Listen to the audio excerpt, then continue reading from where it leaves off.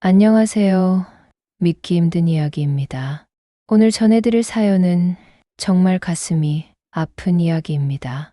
68세 하경수 어르신의 실화인데요. 평생 성실하게 살아온 한 아버지가 아들과 며느리에게 당한 배신의 이야기입니다. 하지만 결말은 여러분이 상상하시는 것과는 조금 다를 겁니다. 그럼 지금부터 하경수 어르신의 이야기를 들어보시죠.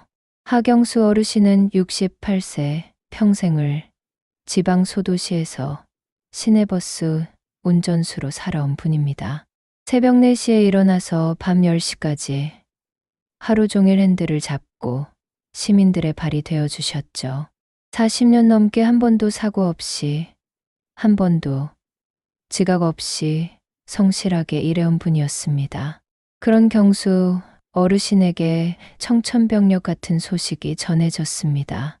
병원에서 심장 수술이 필요하다는 진단을 받은 거예요. 의사는 말했습니다. 빨리 수술하지 않으면 위험합니다. 수술비는 700만 원 정도 들 것 같은데 가족분들과 상의해 보세요. 경수 어르신은 그동안 모아둔 돈이 거의 없었어요. 평생 버스 운전수 월급으로 아들 도윤이를 대학까지 보내고 결혼시켜주고 나니 남은 게 별로 없었거든요. 은퇴 후에도 용돈벌이로 대리운전을 하며 근근히 살아가고 있던 상황이었습니다. 마음을 다잡고 아들 도윤이에게 전화를 걸었습니다. 도윤이는 42세 중소기업에서 과장으로 일하고 있었어요. 도윤아, 아버지가 심장 수술을 해야 한대. 700만 원이 필요한데. 경수 어르신의 목소리는 떨렸습니다. 평생 남에게 손 한 번 벌리지 않고 살아온 분이 자식에게 도움을 청하는 것도 힘들었거든요. 하지만 도윤이의 대답은 차갑기만 했습니다. 아버지, 지금 저희도 너무 빠듯해요. 아이들 학원비에 대출 이자까지 700만 원은 정말 큰 돈이에요. 며느리 가희도 옆에서 한마디 거들었죠. 아버님, 저희도 정말 어려운 상황이라 혹시 다른 방법은 없을까요? 39세인 며느리 가희는 온라인 쇼핑몰을 운영하고 있었어요. 사업이 잘 되고 있다고 늘 자랑하곤 했는데 정작 시아버지 수술비는 낼 수 없다는 거였죠. 국가에서 지원해주는 제도도 있을 텐데요. 가희의 말에 경수 어르신의 마음은 산산조각 났습니다. 전화를 끊고 나서 경수 어르신은 한참을 멍하니 앉아 있었어요. 이럴 줄 알았다면서도 막상 현실이 되니 너무 힘들었거든요. 그래도 혹시나 해서 며칠 더 기다려봤습니다. 아들이 마음을 바꿔서 연락이 올지도 모른다는 희망을 품고요. 하지만 며칠 뒤 경수 어르신이 본 광경은 정말 믿을 수 없는 것이었습니다. SNS에서 우연히 본 사진이었는데 아들 도윤이와 며느리 가희가 호텔에서 성대한 파티를 열고 있는 모습이었어요. 가희의 어머니 환갑잔치였습니다. 5성급 호텔 연회장을 통째로 빌려서 100명이 넘는 하객들을 초대한 파티였어요. 호텔 측에 문의해 보니 연회비만 2천만 원이 넘는다고 하더라고요. 여기에 선물, 꽃장식, 음식 비용까지 합치면 적어도 3천만 원은 들었을 겁니다. 경수 어르신은 그 사진을 보며 눈물이 났어요. 며느리 어머니 환갑잔치에는 3천만 원을 쓸 수 있으면서 목숨이 달린 시아버지, 수술비 700만 원은 낼 수 없다는 거잖아요. 그것도 빠듯하다는 핑계를 대면서 말이죠. 더 화가 났던 건 파티 사진 속 아들 도윤이의 모습이었어요. 비싼 정장을 차려입고 활짝 웃고 있는 모습을 보니 며칠 전 아버지에게 어렵다고 했던 그 사람이 맞나 싶었거든요. 경수 어르신은 그날 밤 잠을 이루지 못했습니다. 그 일이 있은 후 경수 어르신의 마음은 점점 무너져 갔습니다. 분노와 허무함이 교차하면서 세상에 대한 원망도 커져갔어요. 하지만 그래도 생계는 유지해야 했기에 여전히 대리운전을 나갔습니다. 어느 날 밤 경수 어르신은 또 대리운전을 나갔어요. 손님을 집까지 안전하게 모셔다 드리고 집으로 돌아가는 길이었습니다. 그런데 갑자기 가슴에 극심한 통증이 느껴졌어요. 아, 하는 신음과 함께 경수 어르신은 도로 한복판에서 쓰러졌습니다. 다행히 지나가던 시민이 발견해서 119에 신고했고 경수 어르신은 응급실로 실려갔어요. 의식을 잃고 있던 경수 어르신의 주머니에서 나온 지갑을 보고 병원 직원들은 당황했습니다. 통장에 든 돈이 고작 20만 원뿐이었거든요. 의료진들은 즉시 연락처를 찾아 아들 도윤에게 전화했습니다. 아버님이 응급실에 실려왔는데 상태가 위급합니다. 지금 당장 오셔야겠습니다. 하지만 도윤의 반응은 또다시 실망스러웠어요. 지금요? 저희 지금 아이들 때문에 바쁘거든요. 내일 아침에 갈게요. 병원에서는 당장 수술이 필요하다고 했는데 보호자도 없고 수술비도 없는 상황이었습니다. 담당 의사는 한숨을 쉬며 말했어요. 일단 응급처치는 했지만 근본적인 수술이 필요해요. 하지만 보호자 동의도 필요하고 경수 어르신은 의식이 돌아온 후에도 계속 혼자였어요. 병실 천장을 바라보며 이런 생각이 들었습니다. 내가 평생 뭘 위해 살아왔나? 아들을 위해 모든 걸 바쳤는데 정작 내가 죽어갈 때는 혼자구나. 간호사들도 안타까워했어요. 가족분이 왜 안 오시지? 수술비는 어떻게 하시겠어요? 계속되는 질문에 경수 어르신은 더욱 초라해졌습니다. 평생 성실하게 살아온 사람이 이런 대접을 받을 줄은 꿈에도 생각 못 했거든요. 그날 밤 경수 어르신은 죽음을 생각했습니다. 차라리 이렇게 조용히 가는 게 나을지도 모르겠다. 가족도 없고 돈도 없고 수술도 받을 수 없는데 더 살아서 못하나 하는 생각이 들었어요. 병원 창밖으로 보이는 도시의 불빛들이 유독 차갑게 느껴졌습니다. 저 많은 불빛 속에 사는 사람들은 모두 가족의 사랑을 받으며 살고 있을 텐데 자신만 이렇게 외로운 것 같았어요. 경수 어르신은 그렇게 긴긴 밤을 홀로 보냈습니다. 다음 날 오전이 되어서야 아들 도윤이 병원에 나타났어요. 하지만 그마저도 잠깐 얼굴만 비추고 회사에 급한 일이 있어서라며 또 사라졌습니다. 며느리 가인은 아예 오지도 않았고요. 경수 어르신은 그때 깨달았습니다. 정말로 혼자라는 것을. 그렇게 절망에 빠져 있던 경수 어르신 앞에 예상치 못한 인물이 나타났습니다. 병원 로비에서 경수야 라고 부르는 목소리에 고개를 돌려보니 45년 전의 기억이 되살아났어요. 석준아, 민석준, 경수, 어르신의 눈이 휘둥그레졌습니다. 눈앞에 서 있는 사람은 분명 45년 전 군대에서 함께했던 전우, 민석준이었어요. 하지만 그때와는 너무나 다른 모습이었죠. 말쑥한 정장에 고급 시계, 누가 봐도 성공한 사람의 모습이었습니다. 석준은 65세로 현재 대형 로펌에서 변호사로 일하고 있었어요. 경수야, 어떻게 이런 곳에서? 석준의 목소리에는 진심 어린 걱정이 담겨 있었습니다. 경수 어르신은 부끄러워하며 고개를 숙였어요. 석준아, 나 좀 아픈데. 하지만 석준은 옛 친구의 처지를 묻지도 따지지도 않았습니다. 곧바로 병원 업무가로 가서 수술비를 결제했어요. 700만 원이라는 큰돈을 주저없이 낸 거죠. 경수 어르신은 믿을 수가 없었어요. 석준아, 이게 무슨... 나는 언제 갚을지도... 갚을 게 뭐가 있어? 내가 45년 전에 내 목숨을 구해줬잖아. 석준의 말에 경수 어르신은 그때의 기억을 떠올렸습니다. 군 복무 중 훈련 도중 석준이 깊은 계곡에 빠졌을 때 경수 어르신이 목숨을 걸고 구해낸 일이 있었거든요. 그때 내가 아니었으면 나는 죽었을 거야. 그 후로 평생 너에게 빚지고 산다는 생각을 했어.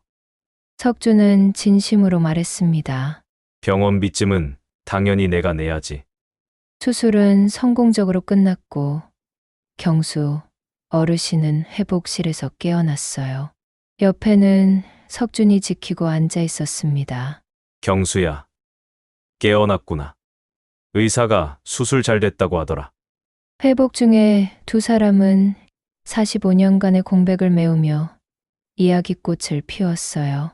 석준은 군대 제대 후 법학을 전공하고 사법고시에 합격해서 변호사가 되었고 지금은 대형 로펌의 파트너까지 올라갔다고 했습니다. 반면 경수 어르신은 평생 버스 운전만 했다며 초라해했죠. 경수야. 너 혹시 시골에 땅 갖고 있다고 했지? 석준이 갑자기 물었어요.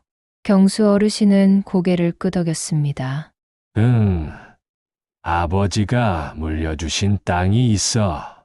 2,800평 정도 되는데 시골 땅이라 별 가치도 없고. 석준의 눈이 번뜩였습니다. 그 땅이 어디 있는지 정확히 알려줄 수 있어? 경수 어르신이 땅의 위치를 자세히 설명하자 석준은 놀라운 소식을 전했어요. 경수야. 그 땅이 곧 개발 예정지야. 정부에서 신도시 개발 계획을 발표했는데 내 땅이 정확히 그 구역에 포함돼 있어. 뭐라고? 경수 어르신은 믿을 수 없다는 표정이었어요. 그게 무슨 말이야? 보상금만 최소 30억 이상 될 거야. 개발이 완료되면 땅값이 수십 배로 뛸 텐데 지금 2,800평이면 석준은 계산을 해봤습니다. 보수적으로 잡아도 50억은 넘을 거야. 경수 어르신은 그 말을 듣고 한참 동안 말을 잇지 못했어요. 평생 가난하게 살았던 자신이 갑자기 수십억대 부자가 된다는 게 현실 같지 않았거든요. 정말이야. 석준아, 농담하는 거 아니지? 내가 변호사로 30년 일했는데 이런 일로 농담하겠어? 내일 당장 관련 서류들 가져와서 보여줄게. 석준은 확신에 찬 목소리로 말했습니다. 석준의 말대로 며칠 뒤 정부에서 신도시 개발 계획이 공식 발표되었어요. 경수 어르신의 땅이 정확히 핵심 개발 구역에 포함되어 있었고 언론에서도 대대적으로 보도했습니다. 2,800평 땅 주인 하루아침에 수십억대 부자 될 전망이라는 기사까지 나왔죠. 그러자 그동안 연락도 없던 아들 도윤과 며느리 가희가 갑자기 병원에 나타났어요. 하지만 이번에는 완전히 다른 모습이었습니다. 아버님, 왜 연락을 안 하셨어요? 수술 잘 되셨다니 정말 다행이에요. 가희는 눈물까지 글썽이며 말했어요. 도윤도 마찬가지였습니다. 아버지, 제가 너무 못된 아들이었어요. 수술비도 못 내드리고 정말 죄송해요. 갑작스러운 태도 변화에 경수 어르신은 당황스러웠어요. 며칠 전까지만 해도 차갑게 대했던 사람들이 갑자기 이렇게 나오니까요. 아버님, 앞으로는 저희가 정말 잘해드릴게요. 매일 병원에 와서 간병도 해드리고. 가희는 과일을 깎아드리며 극진히 모셨어요. 도윤도 매일 병원에 와서 아버지, 불편한 거 없으세요? 필요한 거 있으면 말씀하세요라며. 조자 행세를 했습니다. 하지만 경수 어르신은 이상했어요. 이들의 변화가 너무 갑작스럽고 부자연스러웠거든요. 특히 며느리 가희의 경우 평소에는 안부 인사 한 번 제대로 안 했던 사람이 갑자기 매일 병원에 와서 간병을 한다는 게 말이 안 됐어요.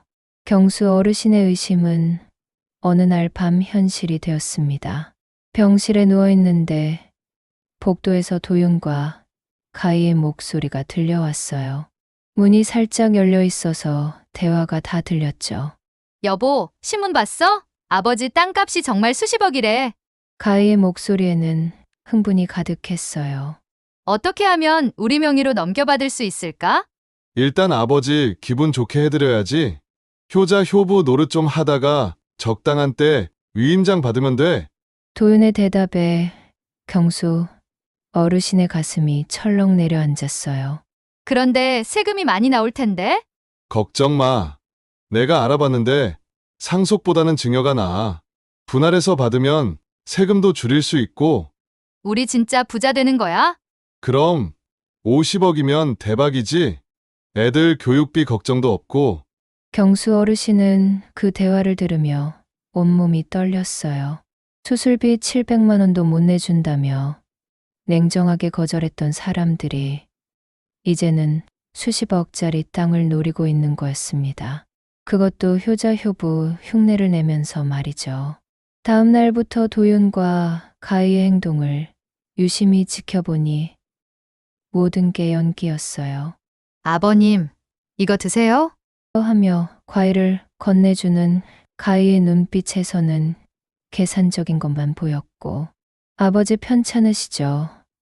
라며 걱정하는 도윤의 말투도 어색하기 짝이 없었습니다. 더 충격적인 건 이들이 벌써 땅 매매에 대해 구체적으로 알아보고 있다는 것이었어요. 어느 날은 부동산 중개업소 직원이 병원까지 찾아왔더라고요. 땅 주인분 맞으시죠? 좋은 매물이라 관심 있는 업체들이 많습니다. 도윤과 가희는 그 자리에서 아버지는 아직 몸이 안 좋으시니까 저희가 대신 상의해 드릴게요 라며 나서려 했어요. 경수 어르신이 내가 직접 해결하겠다고 하니까 겉으로는 내 아버님이라고 했지만 속으로는 아쉬워하는 기색이 역력했습니다. 그날 밤에도 또 들렸어요. 아버지가 너무 고집이 세네. 어떻게 하면 좋을까? 조금만 더 기다려. 워낙 나이가 있으시니까 곧 포기하실 거야. 이런 대화를 들으며 경수 어르신은 정말 화가 났어요. 자식이라는 사람들이 아버지를 이렇게 취급하다니요. 그런 일들이 몇 주 계속되던 어느 날 도윤과 가희가 드디어 본색을 드러냈습니다. 병실의 위임장과 각종 서류를 들고 나타난 거예요. 아버지, 이제 연세도 있으시고 몸도 안 좋으시니까 복잡한 업무는 저희가 대신 처리해드리는 게 어떨까요? 도윤이 조심스럽게 말을 꺼냈어요. 위임장만 써두시면 모든 절차를 저희가 알아서 할게요. 가희도 거들었습니다. 아버님, 땅 관련 업무가 정말 복잡해요. 세금 문제도 있고 계약서도 여러 개 써야 하고 전문 지식이 없으면 손해볼 수도 있거든요. 하지만 경수 어르신은 이미 모든 걸 알고 있었어요. 그래서 결국 이거였구나. 경수 어르신의 목소리는 차가웠습니다. 700만 원 수술비는 못 내준다며 등 돌렸던 너희들이 이제 와서 50억짜리 땅을 노리는 거구나. 도윤과 가희의 얼굴이 순간 굳었어요. 아버지, 그게 무슨 말씀을... 하지만 경수 어르신은 계속했습니다. 며느리 어머니 환갑잔치에는 3천만 원을 쓸 수 있으면서 목숨 걸린 시아버지 수술비는 못 낸다고? 그리고 지금까지 며칠간 효자 효부 흉내 내면서 나를 속였다고 생각해? 경수 어르신의 목소리는 점점 커졌어요. 아버지, 정말 오해예요. 저희는... 왜? 밤마다 복도에서 나누는 대화를 내가 다 들었는데도 오해라고? 경수 어르신이 그들의 대화 내용을 하나하나 말하자 도윤과 가희는 할 말을 잃었어요. 아버님, 저희가 잘못했어요.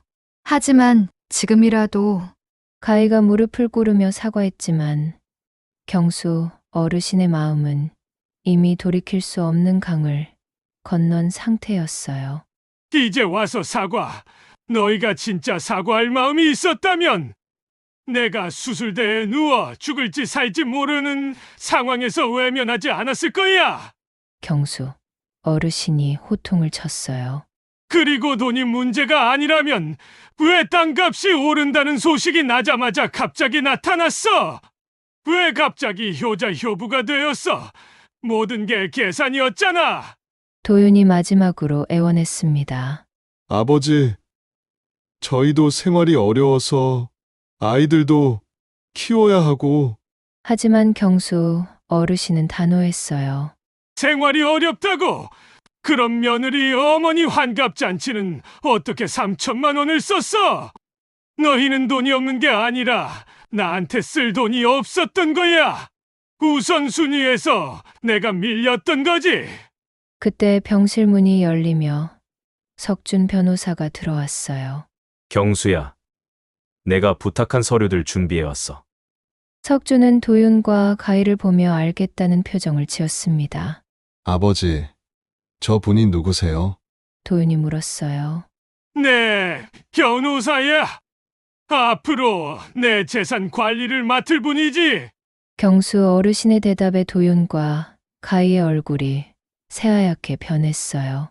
석준이 서류를 펼치며 말했습니다. 하경수 씨의 의뢰로 유 원장과 재산 처분에 관한 법적 문서를 작성했습니다. 2,800평 토지는 공익재단에 기부하기로 했고, 개발 이익금은 모두 수술비 없는 노인분들과 병든 아이들을 위해 사용됩니다. 뭐라고요? 가희가 소리를 질렀어요. 그럴 수는 없어요. 저희는 아들이고 며느리예요. 도윤도 당황하며 말했습니다. 아버지, 아무리 그래도 혈육인데 혈육. 경수 어르신이 비웃었어요. 혈육이라는 사람이 아버지 수술비는 못 내주면서 처가 잔치엔 몇 천만 원을 쓴다고. 혈육이라는 사람이 아버지가 죽어갈 때는 외면하다가 돈 냄새 나니까 갑자기 나타나서 효자 흉내를 낸다고.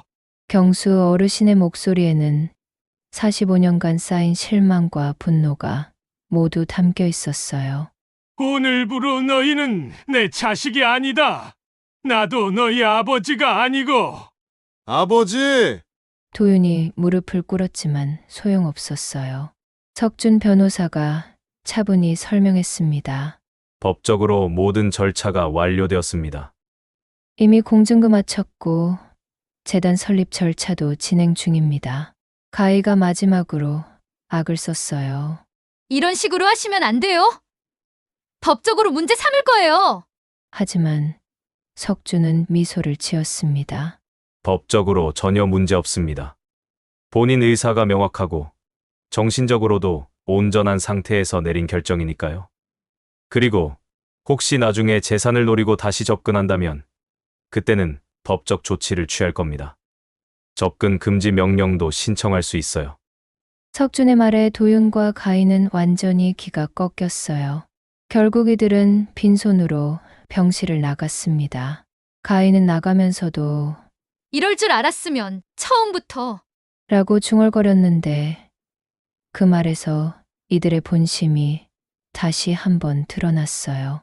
진심으로 반성하는 게 아니라 전략을 잘못 세웠다고 후회하는 거였거든요. 그로부터 6개월 후 경수 어르신은 고향 마을로 내려갔어요. 석준이 도움을 줘서 아담한 전원주택을 마련했고 작은 텃밭도 가꾸기 시작했죠. 복잡한 도시 생활을 떠나 자연 속에서 진정한 평화를 찾은 거예요.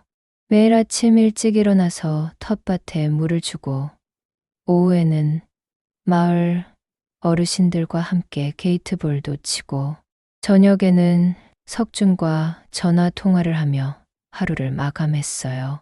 45년 만에 다시 만난 전우와의 우정이 경수 어르신에게는 큰 위로가 되었습니다. 한편 경수 어르신의 재산으로 설립된 공익재단은 정말 의미 있는 일들을 하고 있어요. 수술비가 없어 고생하는 노인분들에게 의료비를 지원하고 치료비 때문에 힘들어하는 아이들 가족에게 도움의 손길을 내밀고 있습니다. 재단 사무실에는 감사 인사를 전하는 편지들이 매일 도착해요. 덕분에 아버지 수술을 받을 수 있었습니다. 우리 아이가 치료받고 건강해졌어요. 같은 내용들이죠. 경수 어르신은 이런 소식을 들을 때마다 뿌듯함을 느꼈어요. 반면 아들 도윤과 며느리 가인은 어떻게 지내고 있을까요? 석준 변호사를 통해 들리는 소식에 따르면 이들은 여전히 경수 어르신의 결정을 받아들이지 못하고 있다고 해요.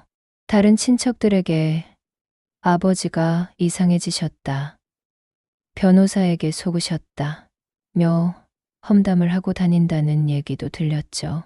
하지만 경수 어르신은 더 이상 그들에게 마음 쓰지 않아요. 내가 평생 그들을 위해 살았는데 이제는 나를 위해 살 때가 됐다는 생각으로 자신만의 평온한 시간을 보내고 있습니다. 가끔 마을 이장님이나 다른 어르신들이 자식들과 화해하는 게 어떠냐고 조언해 주시기도 해요. 하지만 경수 어르신은 고개를 젓습니다. 진짜 사랑이라면 돈 때문에 달라지지 않아요. 그들은 나를 사랑한 게 아니라 내 돈을 사랑했던 거죠. 여러분, 오늘의 이야기 어떠셨나요? 하경수 어르신의 이야기는 우리에게 많은 것을 생각하게 해줍니다. 가족이라는 이름으로 서로를 이용하고 돈 앞에서 변하는 인간의 모습을 적나라하게 보여주는 사연이었어요. 특히 요즘 고령화 사회가 되면서 이런 일들이 더 자주 일어나고 있어요. 평소에는 관심도 없다가 유산 상속 문제가 나오면 갑자기 효자, 효부가 되는 사람들. 정말 안타까운 현실이죠. 하지만 경수 어르신처럼 단호하게 선택할 용기도 필요한 것 같아요. 진짜 사랑과 가짜 사랑을 구분할 줄 알고 자신을 진정으로 아껴주는 사람이 누구인지 알아보는 지혜 말이에요. 댓글로 여러분의 생각을 들려주세요. 경수 어르신의 선택이 옳았다고 생각하시나요? 아니면 그래도 혈육이니까 용서하고 화해했어야 한다고 생각하시나요? 다음 시간에도 더 흥미로운 사연으로 찾아뵐게요. 구독과 좋아요, 알림 설정 부탁드리고 오늘도 좋은 하루 되세요.